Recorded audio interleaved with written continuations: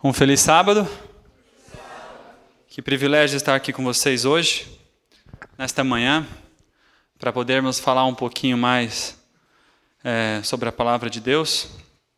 E hoje eu elaborei algo para trazer para nós. Eu sempre procuro trazer aquilo que eu mais preciso ouvir, relembrar. E de maneira especial, hoje nós vamos trazer um tema que, quem sabe, é o centro da missão adventista do sétimo dia. Sabemos que em nosso meio nem todos são adventistas e a gente se alegra muito de ter a presença de vocês aqui, mas hoje também traremos um tema bíblico. É um tema bíblico, então é um tema que não se reserva só à igreja adventista, mas o povo de Deus que queira levar a verdade bíblica avante. E hoje estamos vendo um tempo bem propício para essa mensagem. Se fosse em outro tempo, muitos poderiam falar, bom, isso pode ser um pouco de alarmismo, ou a nossa mensagem ela é um pouco difícil, que é contida em Apocalipse 14. Né? Mas antes de começar, então, o tema, assim como eu pedi para o Jones cantar essa música, que ela resume bem o plano da salvação, tão linda, em 5 minutos, fazendo favor. E eu quero passar um vídeo para vocês, que para aqueles que conhecem, relembrem a missão e a razão por que é adventista. E aqueles que não são, vão poder conhecer em 3 minutos, um pequeno vídeo, um pouco sobre a história do grande movimento adventista. Vou dar um play aqui.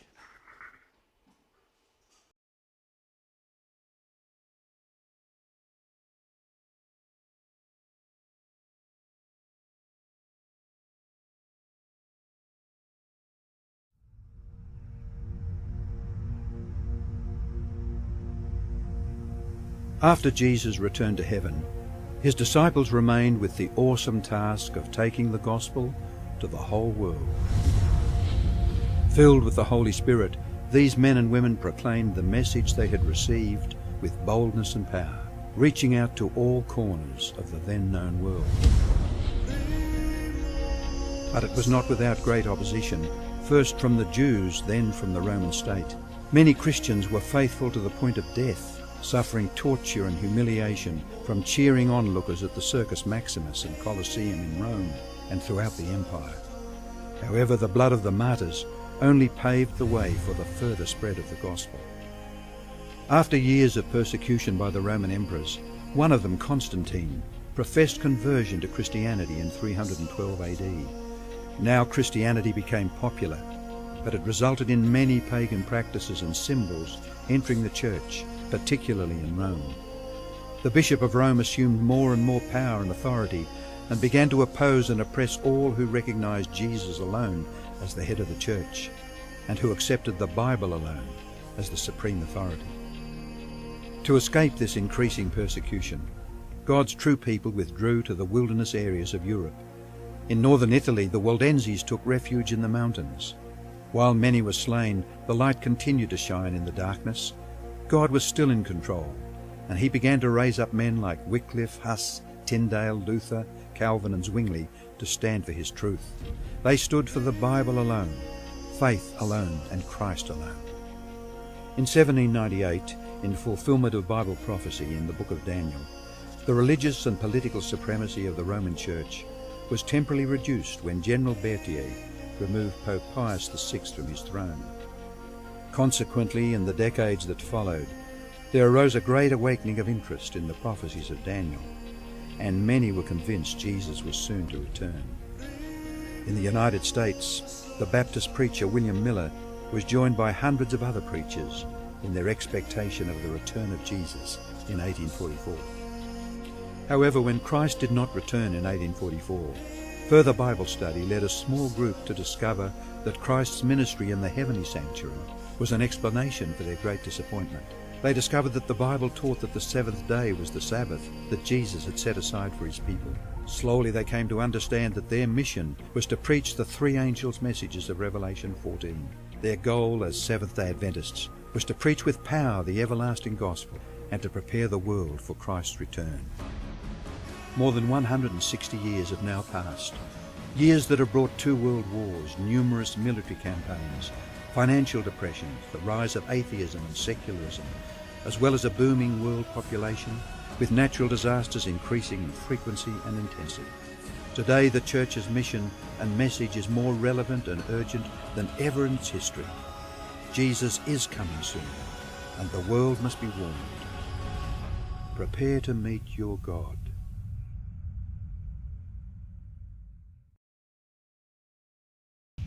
Amém?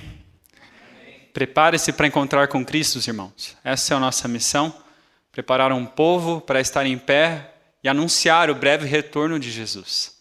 E nesse anúncio, nós temos alguns temas a tratar. Deixa eu ver se está funcionando. Está. E o tema e o título desse sermão será esse: Põe tua casa em ordem, porque virão tempos difíceis.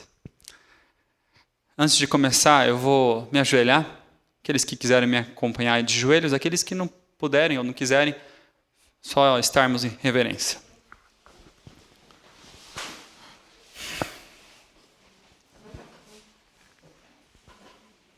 Pai querido, como vimos nesse vídeo, nós temos a mais urgente e importante mensagem a levar ao mundo. A primeira, a segunda e principalmente a terceira mensagem angélica contida em Apocalipse 14. É uma das mensagens mais terríveis, quem sabe até mais difíceis de proclamar do que Jonas a Nínive. E o Senhor escolheu uma geração tão fraca, uma geração tão viciada para levar essa mensagem. E agora aqui nesta manhã, queremos conclamar, reclamar e clamar o derramamento do Espírito Santo sobre nós, para que o teu nome seja glorificado nessa geração e para que o Senhor nos prepare para levar essa mensagem ao mundo, ao começar de hoje.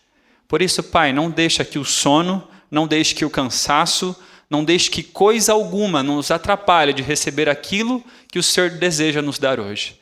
Pedimos, então, que expulse daqui qualquer anjo maligno, qualquer presença do mal, e que, por sua graça, o Senhor venha perdoar os nossos pecados. E, por favor, Pai, cubra-me com o manto da Tua justiça, para que eu possa proclamar aquilo que o Senhor deseja que nós ouçamos nessa manhã. Abra o nosso entendimento para compreender aquilo que o Senhor traz para nós. Em nome de Cristo Jesus. Amém. Essa é uma ordem dada por Cristo em Mateus 24. Isso é um texto bíblico. Põe em ordem tua casa. E hoje nós vivemos momentos de crise, momentos difíceis. Nada mais oportuno de trazer essa mensagem a nós. Põe em ordem tua casa. Se você é solteiro, você ainda assim tem uma casa, mesmo que você esteja aqui para pôr em ordem. É lógico que aqui não está dizendo de você ir lá para o seu quarto e arrumar o seu quarto, apesar de que isso também é importante. Mas aqui está falando primeiramente da sua vida pessoal. Põe em ordem sua casa. Quando alguém está prestes a morrer, geralmente, um líder espiritual traz essa mensagem: põe em ordem tua casa.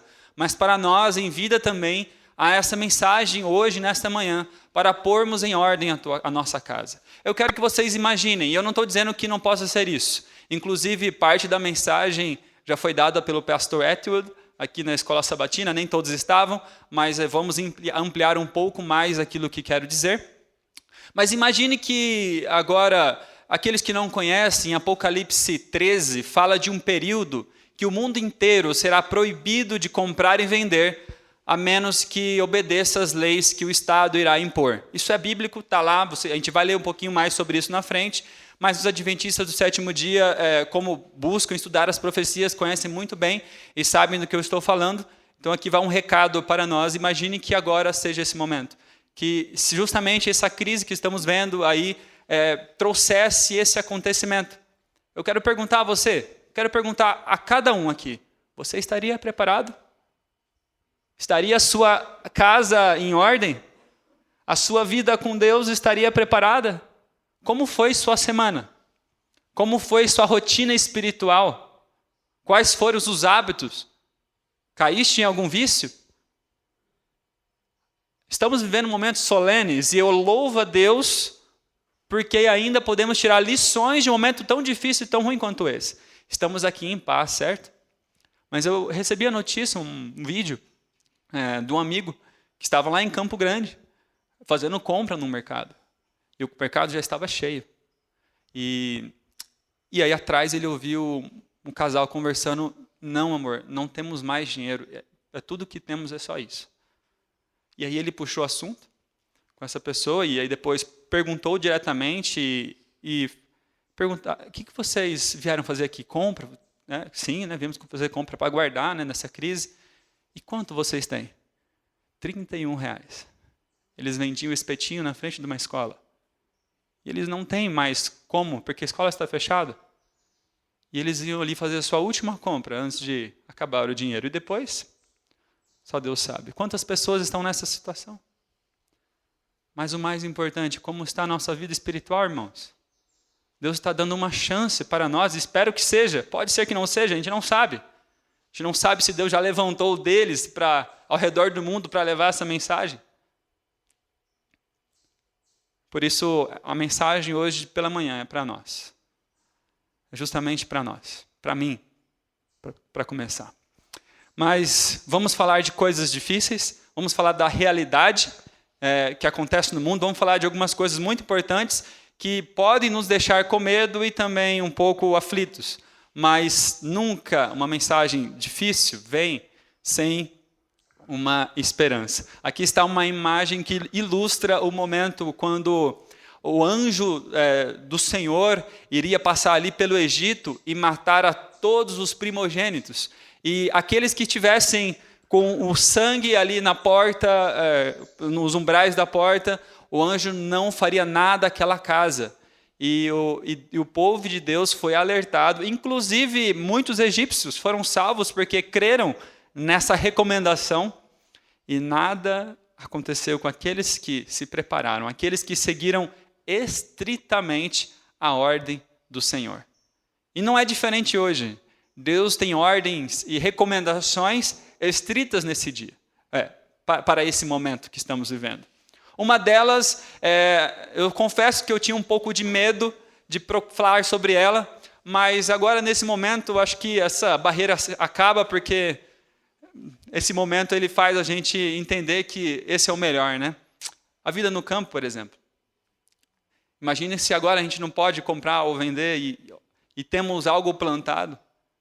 Temos um lugar ali onde poder continuar vivendo e pregando o Evangelho. Mas não vamos falar sobre isso nesta manhã. Eu vou ter que contextualizar, eu não vou poder aprofundar nesse assunto. Se você não sabe, quer saber, estamos aqui depois do culto, à tarde e amanhã, ainda para conversarmos a esse respeito, tá? Mas vou tentar ser claro naquilo que temos para trazer. Para aqueles que não sabem, a mensagem de Apocalipse 14, principalmente a segunda, a mensagem que tem um anjo ali proclamando, fala sobre a queda de Babilônia, uma Babilônia espiritual, porque não existe já uma cidade, e a gente sabe que Babilônia é um conjunto de entidades religiosas. Não queremos aqui falar de indivíduos, sabemos que dentro do povo adventista há pessoas sinceras que servem a Deus e há pessoas que não servem a Deus, mas servem ao diabo. Assim como nas igrejas lá fora, pessoas que servem a Deus em todas as dominações e são sinceras. Então não queremos aqui falar de indivíduos, mas falar de um sistema. E sabemos que também, com o decorrer do tempo, o protestantismo vem abaixando a sua voz. Mas nós sabemos que a razão pela qual o protestantismo existiu foi para lançar o quê? Um protesto. Contra o quê? Contra o quê?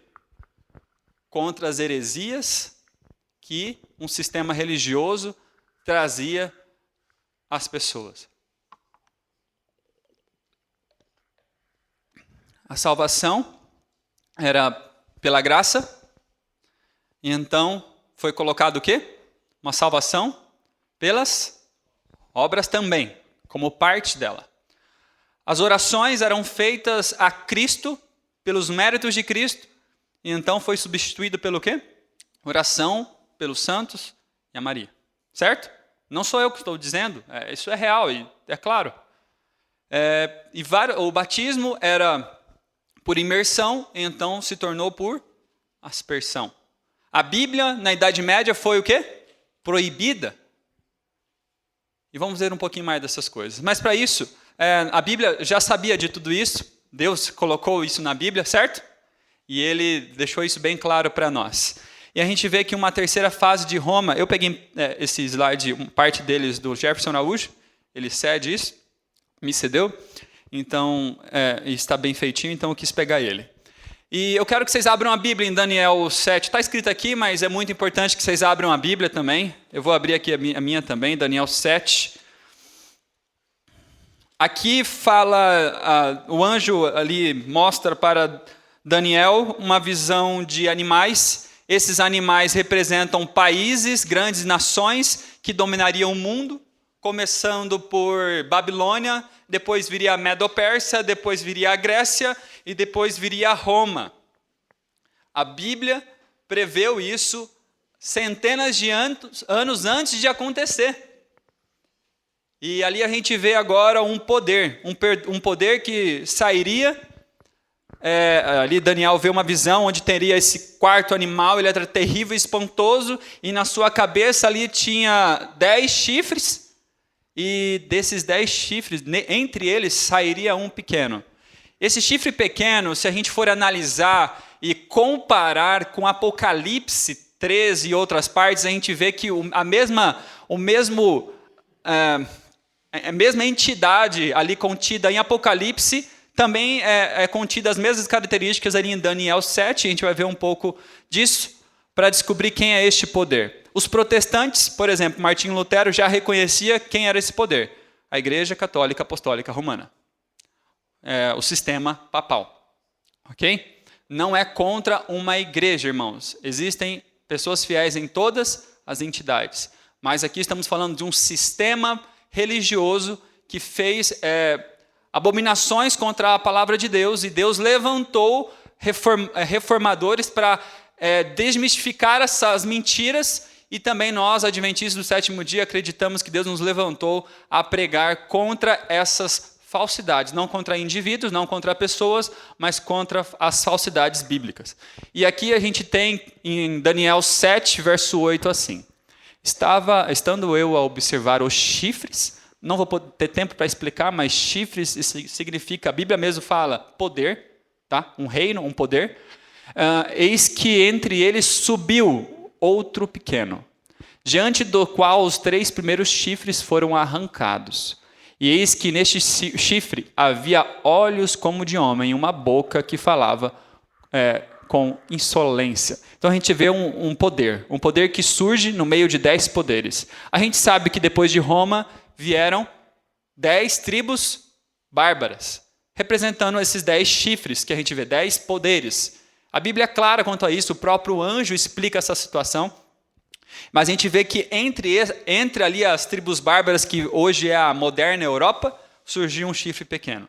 Mas aqui eu vou deixar claro, tá? Não vou aprofundar muito, mas aqui temos as características contidas no verso 25, se vocês quiserem ler. Aqui só está de maneira mais fácil colocado aqui, tá? Em 4 ou 5 itens. A primeira, que aí diz em Daniel 7, 25, que esse poder, ele proferiria palavras contra o Altíssimo. O que é falar? Quem que é o Altíssimo, gente? Deus. Esse poder falaria coisas horríveis contra Deus. Será que isso aconteceu? Será que se cumpre? Será que essa teoria de Martinho Lutero e outros reformadores era real? Vamos ver aqui. Antes disso, também, só comparando com Apocalipse 13, onde está esse outro poder, que é representado por uma besta que sobe do mar. Olha só, e foi-lhe dada uma boca para proferir grandes blasfêmias, e abriu sua boca em blasfêmias contra Deus, para blasfemar do seu nome e do seu tabernáculo e dos que habitam no céu. Então a gente vai ver aqui uns documentos do próprio sistema aí de Roma religiosa, que é o papado, não provém de fontes protestantes, provém das próprias fontes deles. Mas antes, o que a Bíblia diz sobre blasfêmias? Não vou poder abrir com vocês pelo tempo, mas em Marcos 2, se vocês quiserem anotar para conferir depois, em Marcos 2, 5 a 7, diz que blasfemas é o quê? Perdoar pecados. Por quê? Quem que pode perdoar pecados? Certeza? Sim, eu posso perdoar um pecado que minha esposa fez contra mim, ou outra pessoa fez contra mim. Mas é Deus quem limpa os nossos registros, é Ele que perdoa de fato os nossos pecados que a gente comete contra as pessoas e também contra Deus. É diferente essa situação. Mesmo eu perdoando a pessoa, não estou aí limpando ela diante de Deus. Ela tem que fazer isso diretamente com Deus. E homem algum pode fazer isso. Ok? Em outra também ali, em João 10, 33, fala sobre isso, sobre essa prerrogativa de um homem se colocar no lugar de Deus.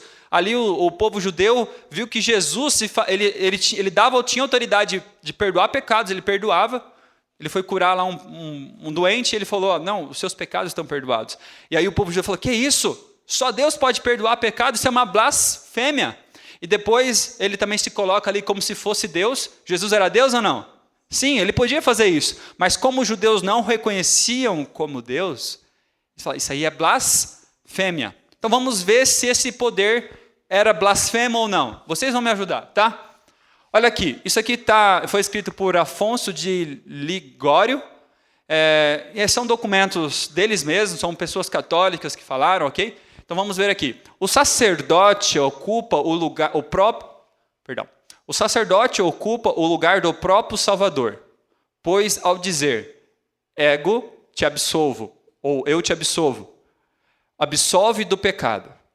Para perdoar um só pecado, se requer toda a onipotência de Deus. Olha só. Mas o que unicamente Deus pode fazer por sua onipotência, o sacerdote pode fazê-lo também, dizendo, ego te absolvo a peccatis tuis. Eu não sei se estou falando certo. Mas, na verdade, e ele continua, né? Inocêncio 3 escreveu, na verdade. Na verdade, não é exagero dizer que, em vista do caráter sublime do seu cargo, os sacerdotes são outros tantos deuses. Isso é o quê? Uma blasfêmia ou não? Vocês estão lendo, não sou eu. Vamos ver mais aqui.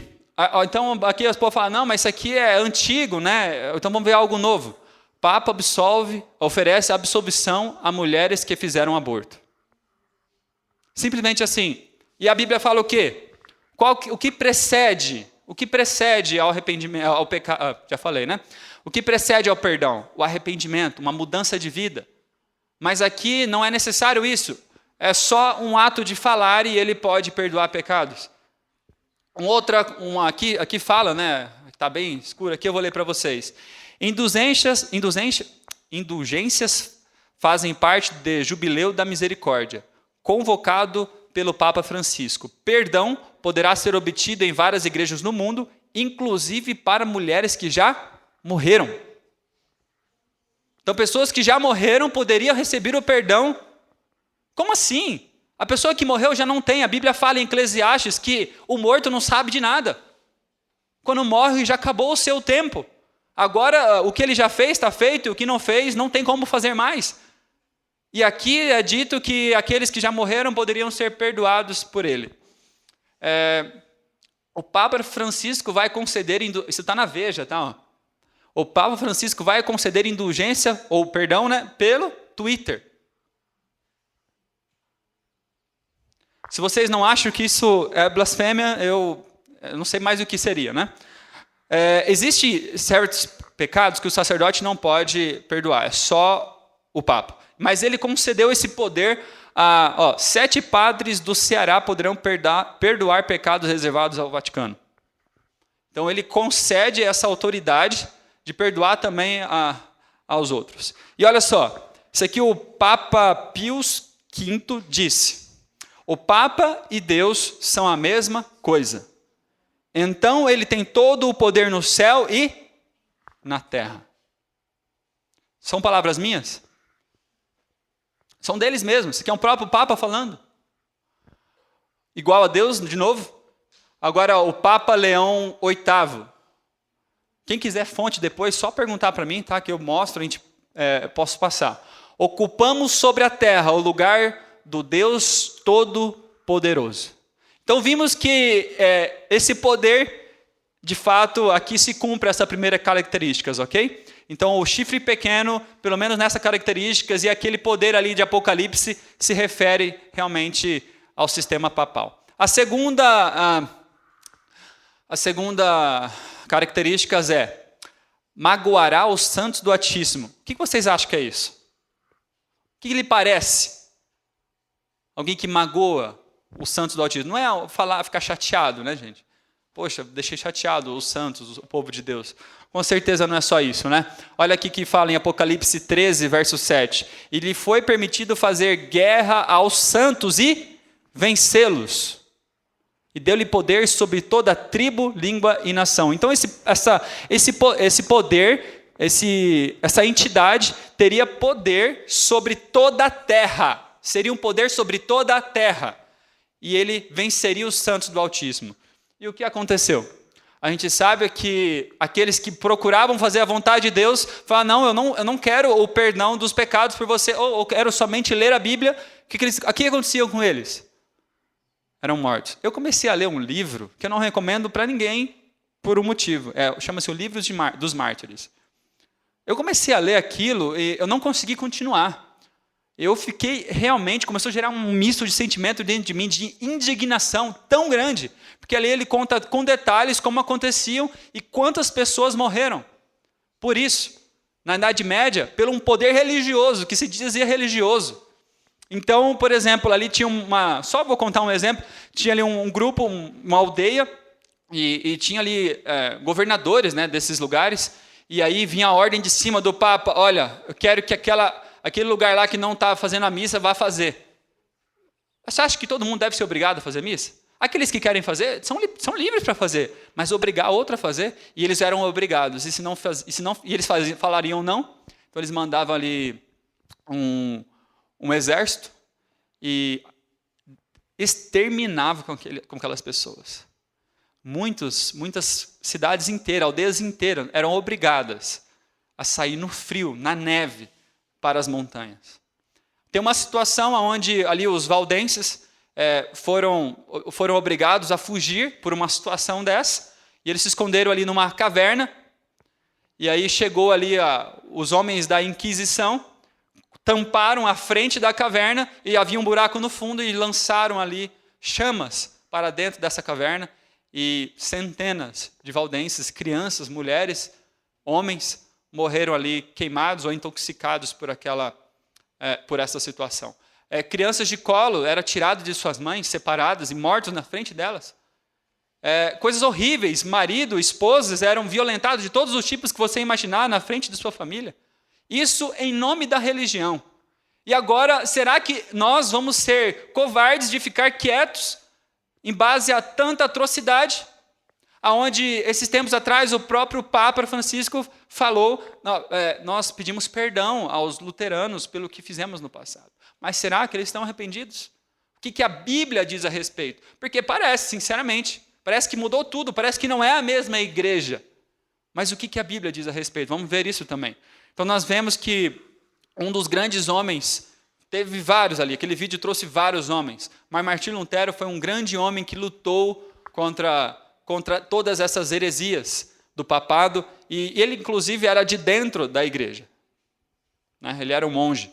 E aqui mostra as 90 teses ali que ele pregou na igreja de Wittenberg contra ali a venda de indulgências, se não me engano. Né? E aqui a gente vê algumas fotos. Vocês conseguem ver? Não vai ver muito bem, né? Mas às vezes dá para ver, de instrumentos de tortura que estão expostos hoje lá na Europa, se você quiser ir ver. Aqui são as vestimentas que eles usavam, algo bem difícil, muitos eram queimados assim. Eu não sei o que se trata isso, mas com certeza você entrava ali e sofria, né? Mas tem outros aqui mais claro. Aqui é uma mesa onde os homens eram amarrados, ou mulheres eram amarrados aqui os pés, e aquilo ali ia se puxando até quebrar os ossos. Eu não gosto muito de falar disso, mas é importante a gente falar, por até um certo ponto, para a gente reconhecer Quem é este poder? Não se demorar muito nisso, né? Aqui são outra cadeira de tortura, aqui é um instrumento que nem vale a pena dizer para que serve. E, por fim, esse daqui é um dos mais difíceis que tinha, é esse serrote, onde a pessoa era colocada de ponta cabeça e cerrada ao meio por sua fé. Agora, antes de passar para os próximos slides, eu quero falar com vocês aqui e falar comigo. Por tão coisas menores, não temos nós falhados em pontos de nossa fé? Esses homens, eles aguentavam pelo poder de Deus até a morte. E às vezes é nos pedido coisas tão menores. Um alimento, né? Ou até mesmo as regras que temos aqui, pelo menos para os alunos, que são para o bem. Enfim, não sei, os amigos, os convites para baladas, até mesmo uma namorada ou um namorado, não tem nos feito rejeitar princípios de nossa fé? E queremos morrer por Cristo? Se Deus nos chamar para morrer por Ele, antes nós teremos que viver por Ele. E morrer é um poder que Deus dá, não vem de nós, assim que o pastor Etwood falou, não é algo que provém de nós. Eu mesmo, é um dos assuntos que eu menos gosto de ver. É isso aqui, vou explicar já para vocês. Mas também Deus dá poder para vivermos por Ele, assim como para morrermos por Ele. Eu estudei durante muito tempo, eu não encontrava textos que mostravam que essas situações assim voltariam no futuro. E eu almejava que isso fosse verdade. Sinceramente, eu procurava, eu achava um silêncio, eu não encontrava onde, nem no Espírito de Profecia, nem na Bíblia, nada que falava que a gente iria novamente ter mártires. E eu ficava feliz porque eu não encontrava aquilo, e infelizmente, ou felizmente, vai ter. E aí vem agora para nós o convite, nos preparemos. Aonde está isso então? Onde está escrito isso? Tem 2 textos. Um está escrito no Grande Conflito, inclusive estava na lição dessa semana, quem leu, né, viu, está se erguendo suas altas e impotentes catedrais, em cujos porões se repetirão as antigas perseguições. Em Apocalipse, aqueles que quiserem abrir, em Apocalipse 20, eu vou avançar pelo tempo, mas abram a Bíblia, e aqui eu encontrei algo que demonstra que haverão de fato mártires novamente. Não é nada confortável ler sobre isso, né? Mas fiquem tranquilos, vamos terminar com maravilhosas promessas, tá? No verso 4 de Apocalipse 20 diz assim, isso, na verdade, já era ali um momento onde Jesus já voltou à terra, tá? Então, ali, vão ver ali um grupo de pessoas, e olha só, vi também tronos, e aos que se assentaram sobre eles foi-lhes dado o poder de julgar. E vi as almas são pessoas, né, normais, a gente sabe que pela Bíblia são pessoas, daqueles que foram degolados por causa do testemunho de Jesus e pela palavra de Deus. Bom, eu pensei, isso aqui é na época dos mártires, mas vamos ver aqui. Que não adoraram a besta nem a sua imagem. E não receberam o sinal na testa nem na mão. A gente sabe que em Apocalipse 13 tem esses detalhes, que é de algo que está ainda por vir. Então, sim, irmãos, tem uma notícia difícil para nós. Haverá mártires. Eu não estou preparado para isso. E eu oro a Deus para que não seja comigo, nem com a minha esposa, nem com a minha família, e nem com vocês também. Mas, na verdade, Deus quer mudar a nossa mente. Deus quer mudar a minha mente, porque aqui é um lugar de honra, aqueles que se entregaram até mesmo a vida por Jesus. E se isso não provém de mim, provém do nosso Pai, Ele pode preparar até o mais fraco dos servos para este momento, para glorificar o nome dEle, então, pela vida e também pela morte. E louvado seja Deus por isso, porque não é algo que eu faço, não é quantos jejuns eu faço por semana, não é nada quanto tempo de culto que eu faço. Lógico que essas coisas são importantes, mas eu quero dizer que aquele que prepara é o nosso Pai. É lógico que Ele nos prepara através da oração, através da rotina diária, com certeza, mas não é algo que nós fazemos, não é isso. A gente faz porque precisa, mas Ele concede o poder para realmente sermos habilitados para este momento. Então, queridos, que Deus mude a nossa mente, para que seja uma alegria viver por Cristo. e que seja uma alegria, se necessário for, morrer por Cristo. E aqui tem um outro detalhe, no Daniel 7:25, o item 3 está lá, vocês podem ler. Esse poder cuidaria em mudar os tempos e a lei. Eu assisti um vídeo de um pastor pentecostal, onde ele fala sobre o sábado. É lógico que ele não concorda conosco, tudo bem, mas eu achei algo bem interessante que ele mesmo trouxe. Ele falou assim, olha, aquele que quer fazer questão de dia, faça, não peca aquele que guarda, aquele que não guarda também não peca. É a opinião dele, né? E tudo bem, mas ele falou algo seguinte, é muito mais coerente guardar o sábado do que o domingo, porque o domingo ele tem origem pagã. E foi mudado na história o sábado para o domingo. Eu ouvi disso de um pastor pentecostal. Eu achei muito legal porque é muito importante ser coerente pelo menos com a história. Deus quer que sejamos coerentes com a Bíblia, mas a história mostra o que aconteceu. E a gente vê aqui que houve algo com a lei de Deus, como estava profetizado há mais de 1000 anos antes, que aconteceria por este poder que a gente está vendo. E o que aconteceu?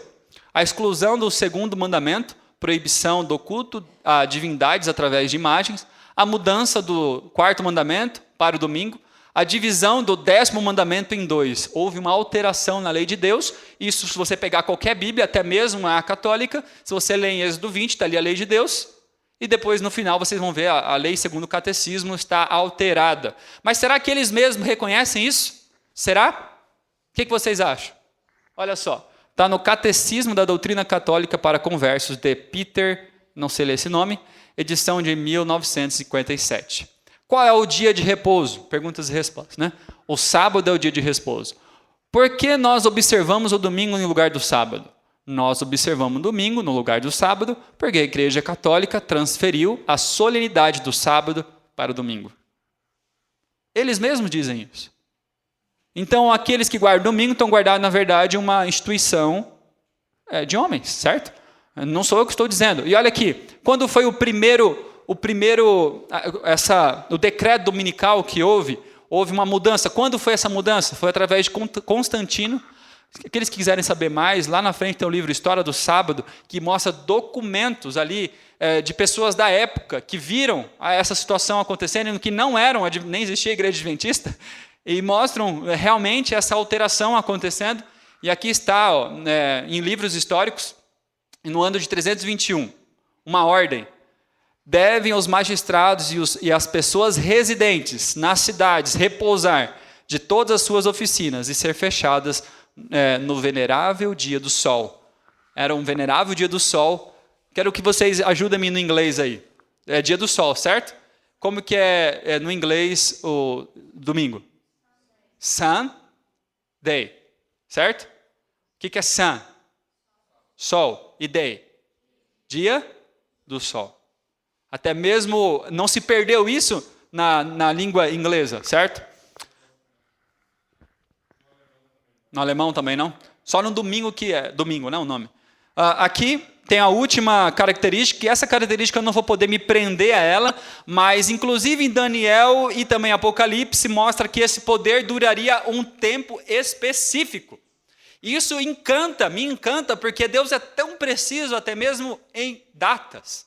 E ali fala que esse poder duraria um tempo, 2 tempos e metade de um tempo. Duraria o quê?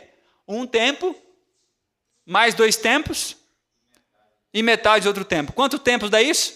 3 tempos e meio. O que é isso? A própria Bíblia em Daniel mostra, vai mostrar aqui para frente, aqui. Em Daniel 11:13 mostra que tempos é anos. Então, um tempo é um ano. Então, 3 anos e meio. E aí eu não vou agora poder mostrar para vocês, mas a gente sabe que aqui em Apocalipse mostra que esse poder lá duraria 1260 dias. 3 anos e meio, outro 1260 dias, e o outro, em outra parte, fala aqui, 42 meses. Quando a gente em profecia, a gente tem que entender que a contagem é diferente. Aqui mesmo em Números, só para ver aqui. Em Números 14:34 e Ezequiel 4:6 mostra que cada dia em profecia equivale a um ano real. E depois, se vocês quiserem, eu demonstro na matemática para vocês, aqueles que tiverem curiosidade, e vocês vão chegar sempre que esse período de tempo, na verdade, é 1.260 anos literais, ok?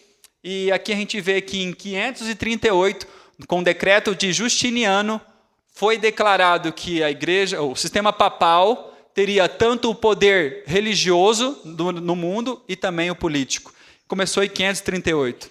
E em 1798, 1.260 anos exatos depois, o que aconteceu? O Papa Pio VI foi preso e foi declarado que ele perdeu o poder temporal. Então, as características encaixam perfeitamente nesse poder, ok? Agora, para avançarmos, nós vamos ver agora um outro poder. Abram a Bíblia em Apocalipse 13. Abram a Bíblia em Apocalipse 13. É lógico que para todos esse estudo tem algo bem mais detalhado, mais fácil de compreender, para que demonstram que não é os adventistas que interpretam assim. A própria Bíblia assim interpreta. Aqui então em Apocalipse 13, do verso 1 ao verso 10, fala de uma besta, 13.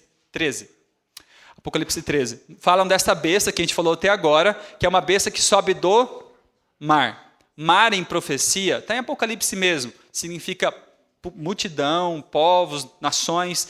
Então uma besta ou um poder que surgiria de uma região densamente povoada. E a gente vê que esse sistema papal surgiu no centro do mundo, ali na Itália, em Roma, né? E agora, no verso 11, a gente vê uma nova besta. Agora vamos nos concentrar nessa nova besta, porque agora, daqui para frente, começa a ficar muito mais próximo nos nossos dias. Agora vocês vão ver textos e imagens bem importantes. Vamos lá. Aqui no verso 3 e 4, antes de pular lá para o 11, tá? Fala que vai falar ainda desse poder que surgiu da terra, que a gente fala que é o sistema papal. E ali fala que o quê? Então vi que uma de suas cabeças como golpeada de morte. Ou seja, o poder papal receberia uma pancada que seria como uma ferida de morte. Mas o que aconteceria com essa ferida? Mas a ferida mortal foi ou seria curada. Queridos, a gente vê aqui que neste momento, quando um general de Napoleão Bonaparte prendeu o Papa Pio VI e tirou o poder temporal, ali em 1798, ele perdeu, então ele recebeu essa ferida mortal. Mas, ou seja, ele perdeu esse poder. Mas o que a Bíblia fala? Esse poder que houve na Idade Média, que matou tantas pessoas, que destruiu tantas vidas que queriam servir ao Senhor, voltaria. Opa! Vai voltar a Idade Média? Sim, vai voltar a Idade Média. Não sou eu quem estou dizendo, é a própria Bíblia. Então vamos ver mais detalhes agora de um outro poder, que agora é político, que ajudará ou fará com que essa imagem, esse poder, na verdade, essa ferida fosse realmente curada. Então aqui a gente vê que a partir do Tratado de Latrão, ali foi devolvido ali também, não sei se foi nesse momento, mas foi devolvido o território, né, de alguns, acho que foi uns 20 e poucos anos depois, que foi devolvido aí o território ali do Vaticano, foi devolvido para ele também alguns poderes. E com o tempo, agora o Vaticano fez um concílio, né, há bastante tempo atrás, e mudou a sua estratégia. Não mais agiria pela força, porque agora ele não tinha força, mas agora agiria pelo engano e usando outros poderes para poder, então, realizar o seu propósito. A gente vê, então, que realmente, muitos dizem que depois de João Paulo II, houve uma grande mudança no papado, e aqui a gente vê algo que me assusta. O que é isso aqui, gente? Aqui não é líderes religiosos. Quem que é isso aqui? Conseguem ver? Quem? Haddad. É o prefeito de São Paulo. Prefeito ou governador? É prefeito? Ex-prefeito, tá. E aqui outros líderes mundial novamente com ele. Mas o que significa? Que ele está recebendo novamente poder. E o que é aqui? Aqui realmente são, se não me engano é a ONU, né? Isso aqui é a ONU. O Papa falando para a ONU. E aqui a gente vê outros líderes mundiais aqui envolvidos, ele recebendo novamente o poder e a autoridade. A gente vê que nem alianças que o mundo político era capaz de fazer, ele foi capaz de fazer essas alianças, né, como Cuba e outros lugares. E aqui a gente vê ele com vários líderes religiosos conseguindo uma grande influência, não agora por poder, mas não agora usando o poder da força, né? E agora sim a gente vê essa outra besta. Em Apocalipse 13, diz assim no verso 11, acompanhem comigo. Então vi subir da terra outra besta, que tinha 2 chifres semelhante ao de um cordeiro, mas falava como um dragão. A gente vê aqui algumas características, né? Vamos ver aqui. Primeiro, a gente vê aqui que ela subiria da onde? Da terra. Diferente de Roma papal, que subiria do mar, que é uma região densamente povoada, ela surgiria da terra, significando que ela surgiria da onde? De um lugar que não estaria povoado, certo?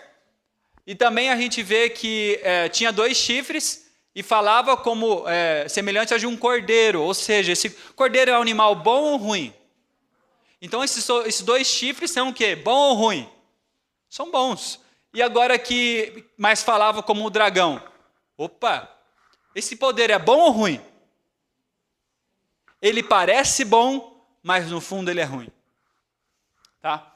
Vamos lá, olha as características aqui. Uma outra besta, tá? Ela sobe da terra, como a gente viu. Vocês conhecem a história dos Estados Unidos? Os Estados Unidos surgiu porque de homens fiéis, cristãos, protestantes, que estavam cansados de viver na Europa, onde existia rei e existia papa, onde não havia liberdade nem política, nem religiosa. Uriel contou numa palestra uma vez algo que eu fiquei indignado em saber. Rei tinha autoridade, olha só o que um dos reis faziam na época. Aqueles que casavam-se dentro da sua província, enfim, seu reino, a primeira noite era do rei. A esposa era concedida ao rei. E depois poderia ir voltar para o seu marido. Isso não é indignante? Isso não é terrível de ouvir? É isso que é ter um rei. E o que é ter um papa? É você não poder ter liberdade de consciência. Se você quiser ser ateu, você vai ser ateu. Se você quiser ser adventista, você vai ser adventista. Se você quiser ser católico, você vai ser católico. Cada um tem sua liberdade individual de decidir a sua relação para com Deus. Eles estavam cansados de ser perseguidos e eles foram então em busca de uma nova terra. Então eles saíram ali da Europa e foram até a América, hoje que é os Estados Unidos, e lá não havia uma região povoada, e formaram ali os Estados Unidos. E os Estados Unidos, a gente acredita que esses 2 chifres que ele foi formado, o que é? O republicanismo e o protestantismo. O que significa isso? Republicanismo, o que é? Um Estado sem rei. E o protestantismo? Uma igreja sem papa.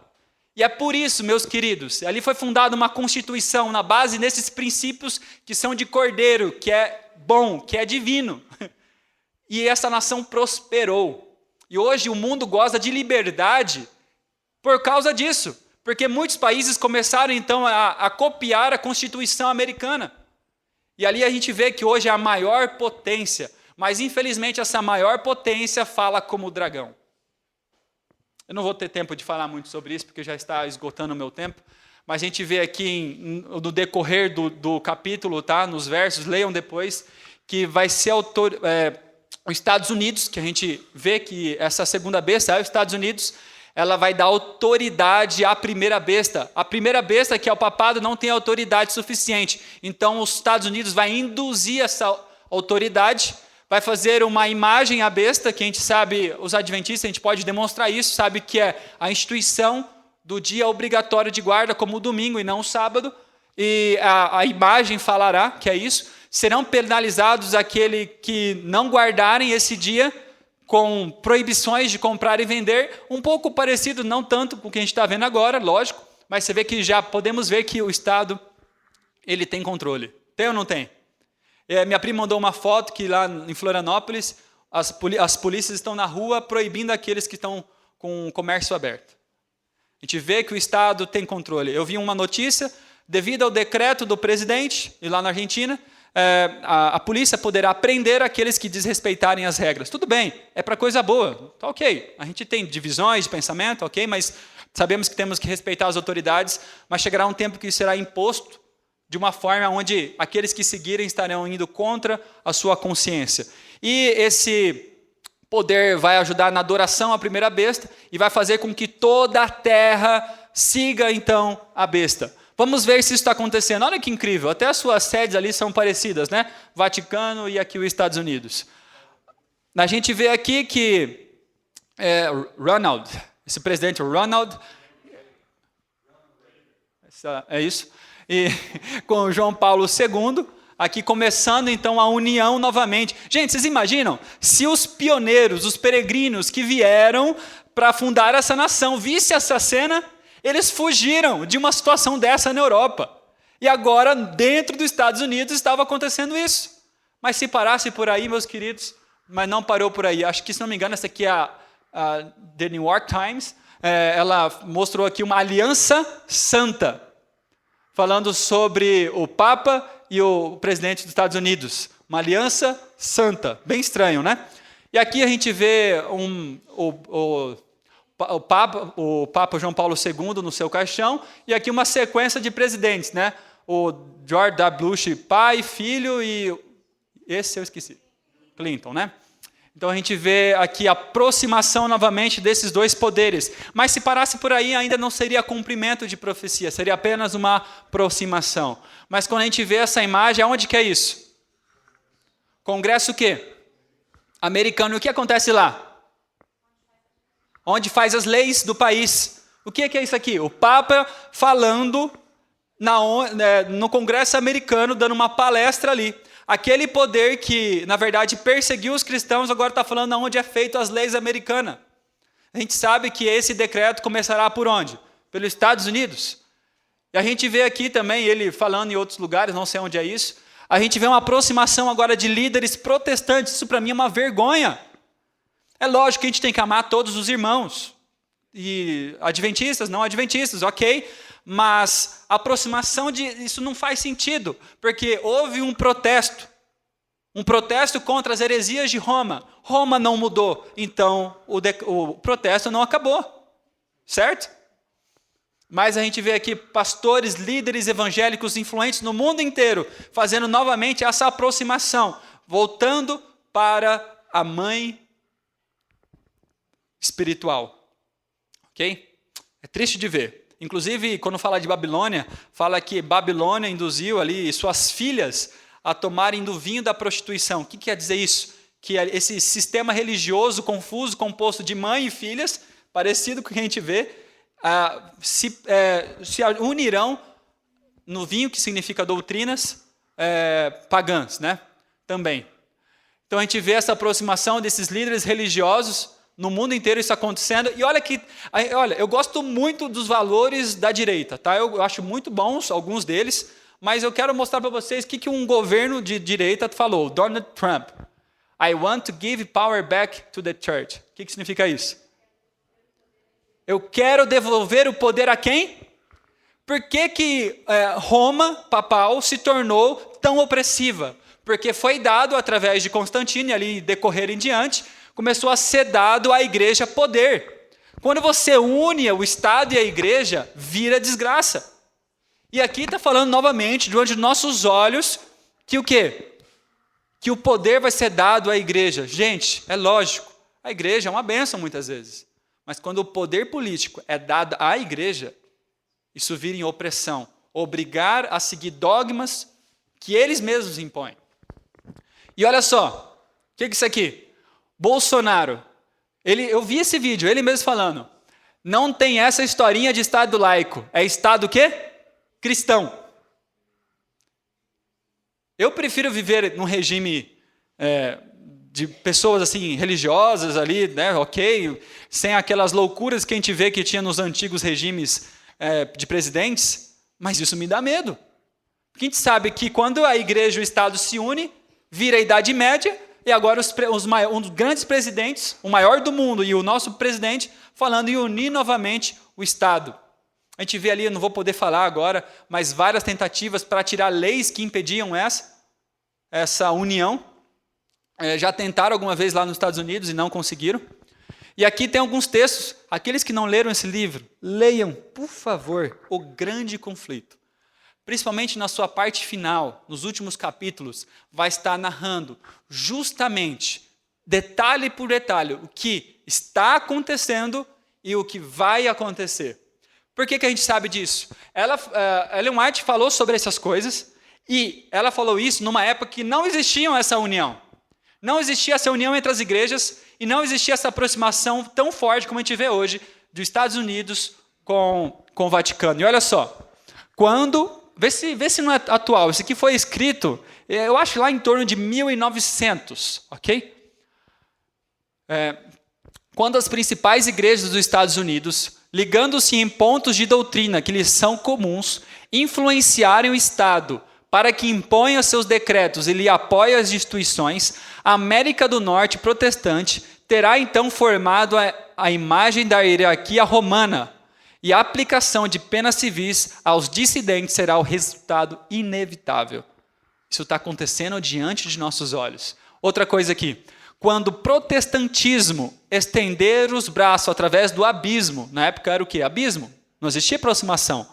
A fim de dar uma das mãos ao poder romano e a outra ao espiritismo, quando por influência dessa tríplice aliança, a América do Norte for induzida a repudiar todos os princípios de sua Constituição, que fizeram dela um governo protestante e republicano, e adotar medidas para a propagação dos erros, falsidades do papado, podemos saber que é chegado o tempo das operações maravilhosas de Satanás e que o fim está próximo. Então, eu posso dizer para vocês, meus queridos, que o fim está próximo. Isso está acontecendo justamente diante de nossos olhos. E o que nos espera então? Em Daniel 12, Jesus repete sobre isso no Novo Testamento. E haverá um tempo de angústia, qual nunca houve, desde que houve nação até aquele tempo. Mas naquele tempo livrar-se-á o teu povo, todo aquele que se for achado escrito no livro. Só haverá segurança para aqueles que estiverem ao lado de Cristo. É lógico que passaremos por um período de crise, qual nunca houve. Qual nunca houve. A Idade Média foi terrível, mas haverá um tempo de crise, qual nunca houve. Então me perdoe, eu não posso dizer que as coisas melhorarão. Quem sabe essa situação que estamos vendo possa melhorar, mas não é uma garantia. Na verdade, isso pode ser um aviso de Deus para nós, falando, filhinhos, acordem, acordem. E aqui fala os últimos textos para acabar. E aqui fala em Lucas 21, 7. Presta atenção. E indagaram de Jesus, mestre, até quando acontecerá tudo isso? Quando acontecerá tudo isso? E que sinal haverá quando tais eventos estiverem para se cumprir? Os discípulos perguntam para Jesus, Jesus, eu quero saber do tempo do fim. Conta para mim, quais serão os sinais? E ali naquele momento, Jesus responde falando dos finais do tempo e também da destruição de Jerusalém, mostrando que esses dois eventos, em seus sinais, seriam semelhantes, mas ele fala tanto da volta de Jesus, quanto também da destruição de Jerusalém, e ele começa falando. E acrescentou Jesus, porquanto nação se levantará contra nação. Primeira e Segunda Guerra Mundial já aconteceram, né? Reino contra reino, e haverá em muitos lugares enormes terremotos, epidemias horríveis, e devastadora falta de alimentos. Então sucederão eventos terríveis e surgirão poderosos fenômenos celestes. Eu não vou ler isso aqui, mas aqui fala que nós seremos ainda perseguidos, seremos levados diante de autoridades para falar da verdade sobre Deus, e depois fala que muitas pessoas desmaiarão de terror, isso está acontecendo também diante dos nossos olhos, e então virá Jesus. Mas assim eu quero dizer para vocês, queridos, levantai as vossas cabeças. Sendo assim, quando estes fatos começaram a surgir, exultai, levantai, as vossas cabeças, porque está muito perto a redenção de vocês. Jesus está voltando. E o que Jesus quer fazer conosco? O que essa situação pode fazer conosco? Amós 9:9, porque eis que darei ordem e sacudirei a casa de Israel entre todas as nações, assim como se sacode o grão no crivo, sem que caia na terra um só grão. Todo mundo será sacudido. Para quê? Para que saia a escória. Meus queridos, você tem algum preço? Você tem algum preço para negar a sua fé? Se você tem algum preço, Satanás vai pagar. Se em nome de Cristo Jesus você não tem um preço, ele não pode fazer nada contra você. Em todos os pontos serão sacudidos, em todos os detalhes seremos sacudidos, seremos provados, mas em Cristo podemos nos permanecer fiéis. Qual é a maior necessidade do mundo? A maior necessidade do mundo é a de homens. Homens que não se comprem nem se vendam. Homens que no íntimo da alma sejam verdadeiros e honestos. Homens que não temam chamar o pecado pelo seu nome exato. Homens cuja consciência seja tão fiel ao dever como a bússola ou é o polo. Homens que permaneçam firmes pelo que é reto, ainda que caiam os céus. Em nome de Cristo Jesus, Ele pode fazer isso conosco. Nos tornar homens e mulheres e falar: filho, prepara a tua casa, porque tempos difíceis virão. Prepara a tua vida espiritual, porque tempos difíceis virão. Eu estou mostrando para vocês que esse mundo já não tem mais tempo. Já acabou. E agora preciso que vocês se preparem. Porque eu tenho para vocês uma mensagem especial. Eu tenho para vocês uma mensagem difícil para levar ao mundo inteiro. E eu quero prepará-los. A gente vê que a chuva serôdia será um poder de Deus dado ao povo dele para preparar, para viver os eventos finais. Ou seja, ninguém tem poder de si mesmo. É a chuva serôdia que vai preparar-nos para o evento final e também nos dá poder para dar o alto clamor. Vi que ninguém poderia participar do refrigério ou chuva serôdia a menos que obtivesse a vitória sobre toda a tentação, orgulho, egoísmo, amor ao mundo e sobre toda má palavra e ação. Amigos, por favor, irmãos, prestem atenção. Não deixem nada desviar agora vossas mentes. Se está com sono, dá uma agitada aí. Se está com o celular, desliga o celular. Em nome de Jesus, porque essa mensagem é para nós. É para hoje, é para agora. Deus quer que, pelo poder dele, nós tenhamos vitória sobre toda má palavra e ação. Deveríamos, portanto, estarmos nos aproximando mais e mais do Salvador e achar-nos fervorosamente à procura daquela preparação necessária para nos habilitar em estar em pé na batalha do grande dia do Senhor. Cumpre-nos remediar os defeitos de caráter, purificar toda a contaminação do templo da alma. Então a chuva serôdia cairá sobre nós, como caiu a temporã sobre os discípulos no dia de Pentecostes. Deus nos fala que para este tempo precisamos de uma fé que ainda não temos. Precisamos de uma fé capaz de suportar a espera, o cansaço e a fome.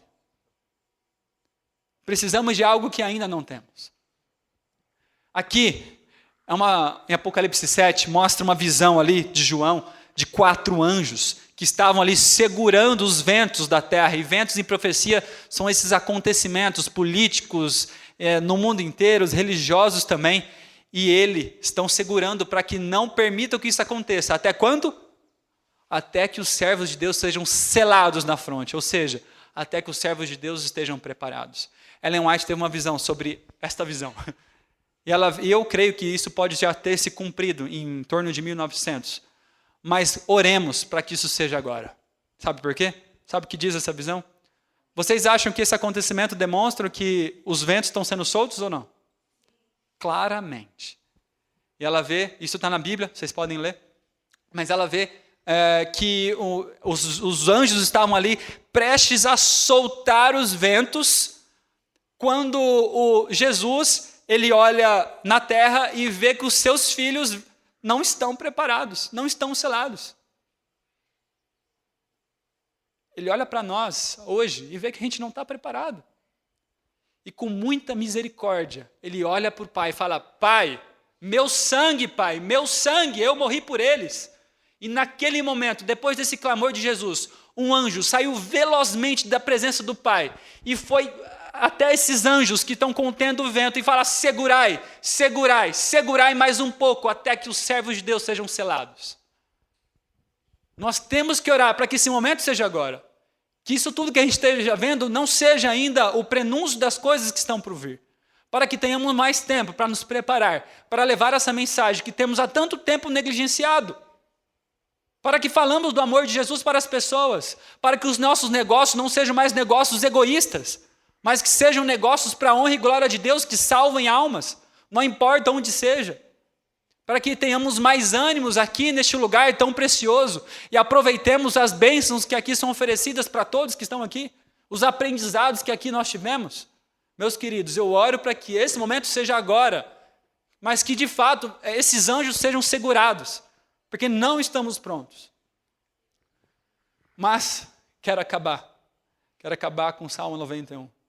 O Salmo 91 muitas vezes é usado pelos cristãos em todo o tempo da vida, mas eu não posso dizer que isso é verdade. Sabe por quê? Porque aqui fala sobre pestes que não pegariam o povo de Deus. Aqui falam sobre que 1000 cairão ao teu lado e 10.000 ao teu outro lado e você não seria atingido, mas não é verdade ainda hoje, porque somos atingidos. Quem aqui já perdeu um ente cristão de uma doença? Quem aqui não perdeu um querido, como eu perdi um amigo, de acidente de moto? Por que então que esse verso não se cumpre nessas pessoas? É lógico que Deus tem um propósito, todas as coisas contribuem para o bem daqueles que amam a Deus. Mas esse salmo se refere para o tempo de angústia qual nunca houve. Após o decreto dominical, quando for lançado o decreto de morte, e então esse momento a gente sabe que aquele que é justo, diz Apocalipse, vai continuar fazendo justiça, e aquele que é ímpio vai continuar sendo ímpio, ou seja, não haverá mais oportunidade de salvação. Neste momento, não haverá mais mortes. Antes haverão mortes, para a glória de Deus. Para a glória de Deus haverão mortes. Mas depois desse momento não haverá morte. Mas haverá o tempo de angústia, qual nunca houve, será agora, nesse momento que eu acabei de citar. E para esse momento, onde o mundo que não aceitará Jesus estará perdido, já não terá mais esperança, o povo de Deus vai ser guardado. Amém? Agora vamos ler então, para acabar, o Salmo 91, crendo nessas promessas. E nessas promessas que nós nos levantemos, preparemos a nossa casa e que de fato estejamos prontos para esse evento. Salmos 91. Aquele que habita no esconderijo do Altíssimo, a sombra do Onipotente descansará. Direi ao Senhor: Ele é o meu refúgio e minha fortaleza, o meu Deus em quem eu confio. Certamente Ele te livrará do laço do passarinheiro e da peste perniciosa. Ele te cobrirá com suas asas, com suas penas, e debaixo das suas asas estará seguro. A sua fidelidade será teu escudo protetor. Não temerás o terror noturno, nem a seta que voa de dia, nem a peste que anda na escuridão, nem a praga que destrói ao meio-dia. 1000 cairão ao teu lado, 10.000 à tua direita, mas tu não serás atingido. Somente com os teus olhos olharás e verás a recompensa dos ímpios. Isso aqui são as 7 pragas do Apocalipse. Se fizeres do Senhor o teu refúgio e do Altíssimo a tua habitação, nenhum mal sucederá e nenhuma praga chegará à tua tenda. Pois os teus anjos dará ordem ao teu respeito para te guardar em todos os teus caminhos, e eles te sustentarão nas suas mãos, para que não tropeces em alguma pedra. Pisarás o leão e a cobra, pisotearás o grande leão e a serpente, porque ele me ama, diz o Senhor, eu o livrarei. Quem aqui ama o Senhor? Eu preciso amá-lo mais. Eu preciso amá-lo mais. Eu porei num alto retiro, e eu lembro dessas montanhas aqui, e pois conhece o meu nome. Ele me evocará e eu lhe responderei. Estarei com ele na angústia, e livrarei e o glorificarei, e lhe darei a abundância de dias, e lhe mostrarei a minha salvação. Então, o retorno de Jesus. Então, quer dizer que agora eu não posso ter esperança? Então quer dizer que agora eu não posso ter segurança que Deus vai me proteger dessa praga? Você pode ter uma segurança. Sabe qual? Se você está nas mãos do Pai, entregue a sua vida a Ele, o melhor acontecerá na sua vida. Seja morte ou seja vida. O melhor. Porque Ele tem planos preciosos para nós. Quando eu comecei a devolver o dízimo, foi o momento de maior crise financeira que eu já vivi. Deus não promete só riquezas, mas Ele me deu algo que eu não tinha, um coração disposto a doar. Mas foi através disso, através de uma dificuldade. Então não estamos prometendo aqui só momentos fáceis. Na verdade, momentos difíceis virão.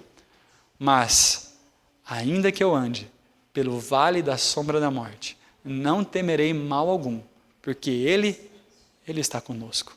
Vamos levantar e colocar o hino. Tira o áudio rapidinho. Pode tirar? Tá. Coloca o hino O Rei Vem Vindo.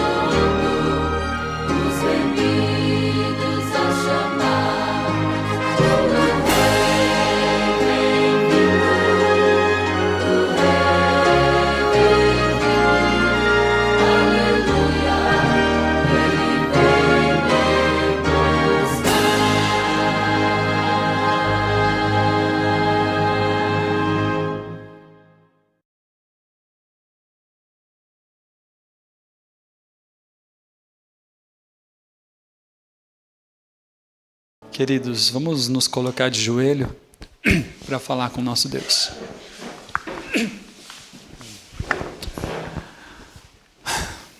Pai, nós te agradecemos porque ainda temos tempo. Te agradecemos porque a salvação ainda está disponível, porque ainda podemos pregar, ainda podemos falar do teu amor, ainda podemos viver normalmente. A situação no mundo está feia, o mundo inteiro está enfrentando uma grande dificuldade. Pessoas estão sem dinheiro nesse momento. Pessoas estão com medo, estão ansiosas, depressivas. E nós somos a luz do mundo, mas uma luz apagada, Pai. Temos dormido, como diz nas parábolas das virgens. Ó Pai, tenha misericórdia. Segure os ventos, segure esses acontecimentos, pois não estamos preparados ainda. Nos dê mais tempo, Pai. Mas mude o nosso coração para que possamos aproveitar esse tempo caso o Senhor o dê. Que de fato usemos esse tempo para buscar o Senhor como nunca antes. Como um tesouro escondido, busquemos ao Senhor. Pai querido, a nossa casa não está em ordem. A nossa vida espiritual ainda não está como deveria. Nós não temos essa fé que o Senhor requer de nós. Nós precisamos neste momento de Ti. Precisamos que o Senhor perdoe os nossos pecados, a nossa negligência, os nossos vícios e tudo aquilo que nos separa de Ti. O orgulho no coração, o egoísmo, a má palavra e a ação errada, os maus comportamentos que temos tido, que demonstram que na verdade a nossa fé não está como deveria. Ó Pai, somos Teus filhos, o Senhor morreu por cada um de nós. E pelo Teu amor, venha ouvir essa nossa oração. Eu quero, Pai, neste momento, convidar aqui os alunos a fazer aquela oração que eles têm decorado durante essa semana, contida no livro de Parábola de Jesus. Senhor, toma o meu coração, pois não posso dar. É tua propriedade. Conserva-o puro, pois não posso conservá-lo para ti. Salva-me a respeito de mim mesmo, tão fraco, tão dessemelhante de Cristo.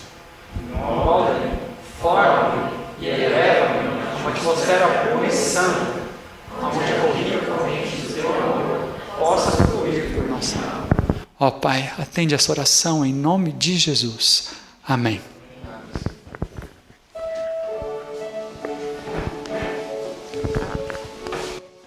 Que Deus abençoe a cada um de vocês. Tire um sábado também para meditar. Não permita que brincadeiras ou conversas ou qualquer outra coisa te desviem desse momento de reflexão que estamos vivendo diante do mundo. Que Deus nos abençoe.